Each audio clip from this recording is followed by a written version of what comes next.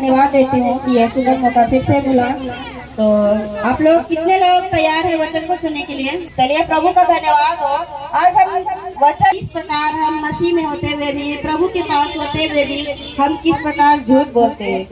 हम लोगों के सामने हम दिखाते हैं कि हम झूठ नहीं बोलते, हम कितने पवित्रताई में चल रहे हैं, कितने सच्चाई के साथ, ईमानदारी के साथ अपने जीवन को हम जो है बिता रहे हैं। पर ऐसा नहीं है, हम कहीं ना कहीं पवित्र आत्मा से भी झूठ बोल रहे हैं और परमेश्वर के दास का भी हम क्या करते हैं, बुराई करते हैं। हम नहीं जान पाते हैं कि हम उनका बुराई कर रहे हैं, पर कहीं ना कहीं हम बुराई करते हैं। तो आज हम देखेंगे परमेश्वर के पवित्र वचन से कि किस प्रकार हम परमेश्वर से झूठ बोलते हैं और उसके दिए गए सहायक जो हमारे साथ रहकर हमारे सहभागिता करते हैं, पवित्र आत्मा, हम उनसे भी झूठ बोलते हैं, अपने कामों के द्वारा, अपने बातों के द्वारा, हर चीज से। तो आइए हम लोग पवित्र वचन से निकालेंगे यहूदा 1:11।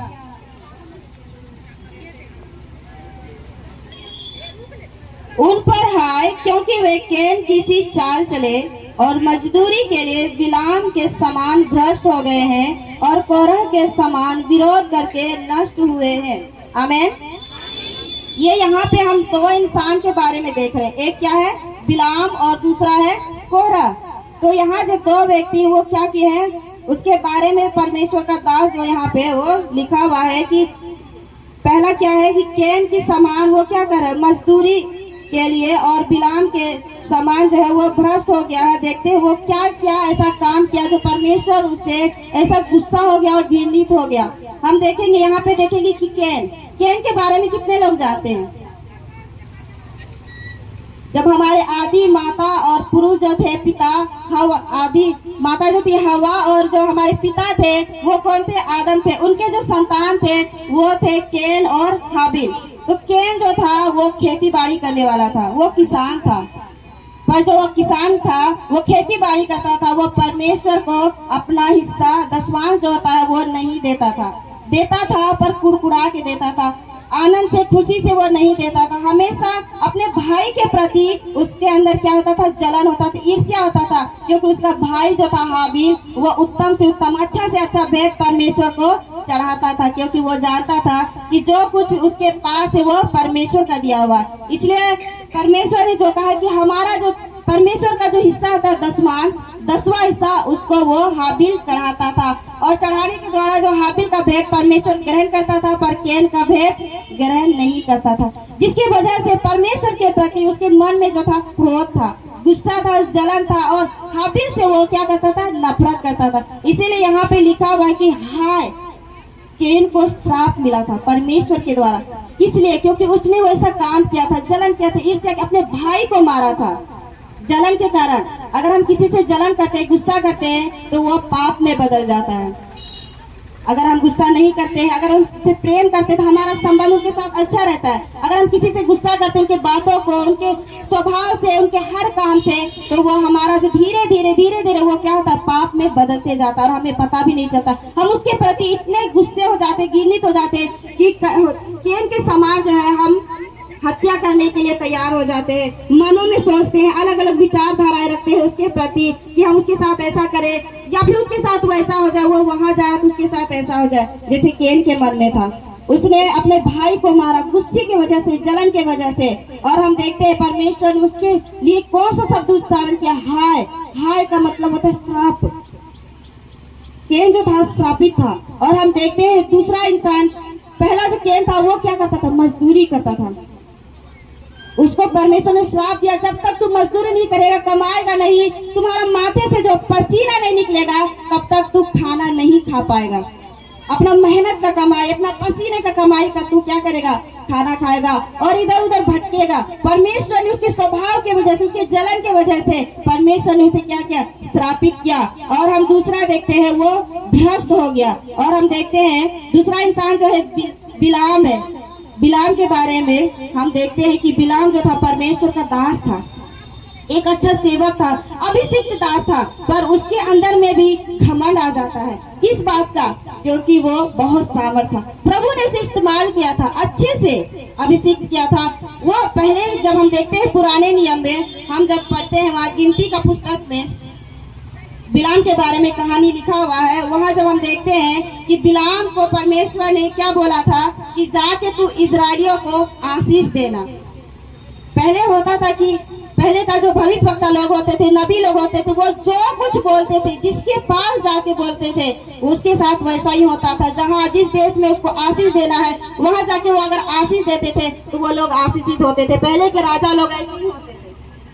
पर जब हम देखते हैं इजराइल को परमेश्वर ने बोला बिलाम के द्वारा कि तू जाके उसको आशीष देना।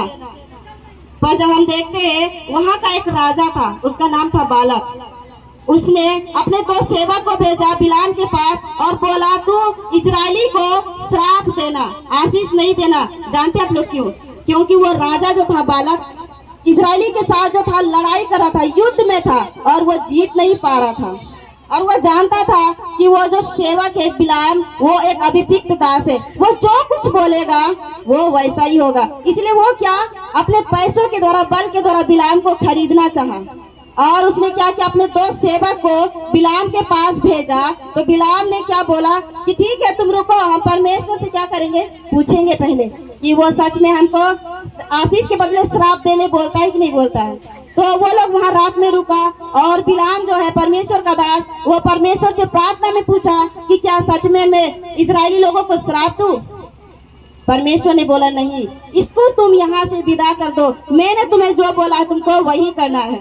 और जब वो बिलाम जो है वो दास आया और इन लोग को बोला हम तुम्हारा जो है ये तुम्हारे तरफ से जो ये दिया हुआ है, हम राजा के द्वारा हम उसको स्वीकार नहीं करेंगे, तुम यहाँ से चले जाओ। मेरा परमेश्वर जो है वो हमको वहाँ नहीं जाने के लिए बोला है, इजाजत नहीं दिया है। तो वो लोग वहाँ से चले जाता है। फिर राजा क्या करता है और दूसरी बार अपने सेवक को है वो भेजता है। पर जब भेजता है तो लालच देता है, बोलता है तुम अभी तो एक नबी है, पर तुमको हम क्या करेंगे, बड़ा पद देंगे, ऊंचा कर देंगे, तुम्हारा प्रतिष्ठा जो है हम तुमको ऊंचा करेंगे, लोग तुम्हें जानेगा, पहचानेगा, एक बड़ा पद में तुमको हम नियुक्त करेंगे और बहुत सारा तुमको क्या करेंगे, धन देंगे। परमेश्वर का दास जो था बिलाम, वो इन लालच में क्या किया, वो भूल गया। परमेश्वर का प्रेम को, आशीर्वाद को, उपहार को वो क्या किया, तुच्छ जाना। जो परमेश्वर के दास ने एक उसे नबी ठहराया था, भविष्यवक्ता ठहराया था, इजरायली लोगों को आशीष देने के लिए ठहराया था, वो सब उन बातों को क्या किया, वो भूल गया। और भूलने के द्वारा वो क्या किया, राजा के द्वारा किए गए उस जो मतलब कि उसने जो बोला कि हम तुमको पद देंगे, उपलब्धि देंगे, औदा देंगे, पैसा देंगे, धन देंगे, तो वो क्या किया, उसको स्वीकार किया। और वो क्या बोला, हम फिर जाते हैं, ठीक है हम फिर जाते हैं, परमेश्वर से पूछेंगे। फिर गया, फिर प्रार्थना किया, परमेश्वर ने बोला नहीं तुमको नहीं जाना है, नहीं जाना है बोला। फिर भी वो क्या किया, परमेश्वर का इच्छा को नकार दिया। और वो क्या किया, राजा के जो दास लोग आए थे उसके साथ वो क्या किया, निकल पड़ा, अपना गधी के साथ वो क्या करा, उस देश में इजराइल में जाने के लिए वो तैयार हो गया रास्ते में, ताकि वहां जाके वो क्या करे, इजरायली लोगों को श्राप दे। इजरायली लोग परमेश्वर के लोग थे और वो जो है बिलाम जो है नबी, वो इजरायली लोगों को, परमेश्वर के लोगों को श्राप देने निकल पड़ा। जब हम देखते हैं जब निकल पड़ा तो पवित्र आत्मा जो स्वर्गदूत है वो बिलाम के सामने उतर पड़ा, खड़ा है, एक नंगा तलवार लेके खड़ा हुआ है, पर बिलाम को वो दिखाई नहीं दे रहा है। आप लोग बताइए बिलाम को क्यों नहीं दिखाई दे रहा था, पर गधी को दिखाई दे रहा था? क्योंकि बिलाम धन में, दौलत में, शोहरत में अंधा हो गया था, उसका आत्मिक आंख मर गया था। जब लोग सांसारिक धन दौलत में, पैसा में, वही बहुत अलग अलग तरीके, नशे में, अलग अलग चीजों को उपलब्धि में, पद में जब वो लोग आकर्षण हो जाते हैं, उनका आत्मिक आंख जो है वो मर जाता है। वो परमेश्वर को नहीं देख पाते, उसकी आत्मा को नहीं देख पाते हैं, उसके वचन को नहीं समझ पाते हैं। पर परमेश्वर ने क्या किया, वहाँ पे अपने दूत को भेजा। एक गधी को दिखाई पड़ रहा है, एक जानवर को दिखाई पड़ रहा है, पर परमेश्वर का अभिषिक्त दास जो था, नबी था, उसको दिखाई नहीं पड़ा। क्यों नहीं दिखाई पड़ा? क्योंकि वो पैसों की लालच में इतना अंधा हो गया कि उसका आत्मिक आंख मर गया, अंधा हो गया। वो देख नहीं पा रहा है कि परमेश्वर का दूत जो है नंगा तलवार लेके खड़ा है इनको काटने के लिए। और जब हम देखते हैं आगे, गधी आगे नहीं बढ़ पा रहा है, क्योंकि वो उसने देखा कि नंगा तलवार लेके परमेश्वर का दूत खड़ा है। उसने क्या किया, बिलाम ने गुस्सा होकर गधी को मारा। फिर वो दूसरी जगह गई, फिर वहां स्वर्गदूत आया, फिर उसने मारा, दूसरी बार मारा, फिर तीसरी बार जब गधी को मारा बिलाम ने, तो गधी क्या हो गई, गुस्सा हो गई और बिलाम से कहती है, मैंने तेरा क्या बिगाड़ा, क्या मैं वही गधी नहीं हूँ जो गधा जो तू बचपन से मेरे ऊपर बैठता था, क्या तू भूल गया, मैं वही गधी हूँ। जब तू छोटा था, छोटा से ही मुझ पर चढ़ते आया, आज मैंने क्या किया है जो तुझे इतनी तकलीफ हो रही है, तू हमको मार रहा है। तो वो क्या बोलता है, तूने मेरे साथ क्या किया है, नटखटी किया, तूने मेरे साथ ऐसा क्यों किया, मैं तुमको आगे जाने के लिए बोल रहा है और तू क्यों नहीं जा रही है। जब ऐसे बातचीत होने लगा, यहाँ देखते हैं परमेश्वर ने क्या किया, गधे का मुंह खोल दिया। क्यों खोला, जब इंसान हर चीज में अंधा हो जाता है तो परमेश्वर जो है बेजुबान को भी जुबान दे देते हैं, ताकि हम इंसानों को क्या हो, समझ हो। अगर हम अपना सूझबूझ समझ सब कुछ खो देते हैं, परमेश्वर के अगुवाई में नहीं चलते हैं, तो परमेश्वर जो है मजबूरन हमारे विरोध में खड़ा करता है अपने दूत को। जब बिलाम अपने गधी से बातें कर चुका, तब परमेश्वर ने बिलाम का आत्मिक आंखों को खोल दिया। जब उसने देखा कि स्वर्गदूत नंगा तलवार लेके खड़ा है, वो झट से वहां पे क्या किया, गिर गया और क्या किया, दंडवत करने लगा, माफी मांगने लगा कि मैंने क्या किया, आपसे झूठ बोला और मैं इजरायली को श्राप देने जा रहा था, मुझे क्षमा कर दीजिए, मैं औदा पद लेने जा रहा था, पैसा धन दौलत में क्या हो गया, अंधा हो गया, पर अब मैं क्या करता हूँ, क्षमा मांगता हूँ। वो माफी मांगने लगा। अभी कितने लोग हैं जो पैसे के पीछे भागते हैं। परमेश्वर बोलते हैं कि मैं तुझे बुला रहा है, बेटा है बेटी मेरे पास आओ, वहाँ पे जाओ। उन लोगों को सुसमाचार की जरूरत है, वहाँ मेरे वचन की जरूरत है, वहाँ प्रार्थना की जरूरत है, पर लोग वहाँ जाना नहीं चाहते हैं। लोग बोलते हैं अरे यहाँ पे आओ, इतना पैसा मिलेगा काम करने से, वहाँ मत जाओ। तो लोग प्रार्थना आराधना में जाना पसंद नहीं करते हैं और क्या करते हैं, थोड़े से पैसे के लिए वहाँ चले जाते। पर क्या होता है, वो पैसा जो कमाते इधर उधर खर्च हो जाता है, कहीं बीमारी में तो कहीं कुछ हो जाता है, कर्जे में, सब कुछ पैसा खत्म हो जाता है। क्यों होता है, इसीलिए क्योंकि अगर हम पैसे के पीछे भागते हैं तो हमारा आत्मिक आंख जो है वो अंधा हो जाता है और हम परमेश्वर की बातों को, उसके कामों को हम नहीं देख पाते। परमेश्वर ने हमें अच्छे कामों के लिए चुना है, हम उसकी बुलाहट में आए, उसकी बुलाहट है, परमेश्वर की वचन को सुने।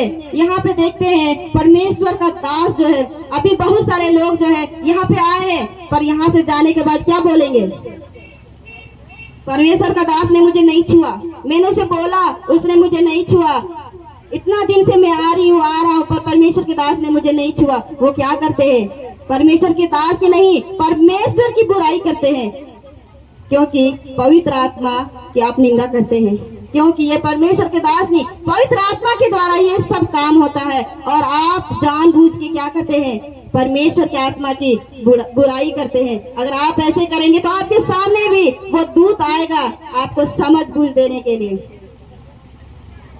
कितने लोग हैं जो यहाँ पे अभी तक परमेश्वर के दास की बुराई करते हैं। मैंने भी किया था, बहुत मैंने विरोध किया, पर परमेश्वर में जब मैं आई तो सब चीजों को मैंने माना।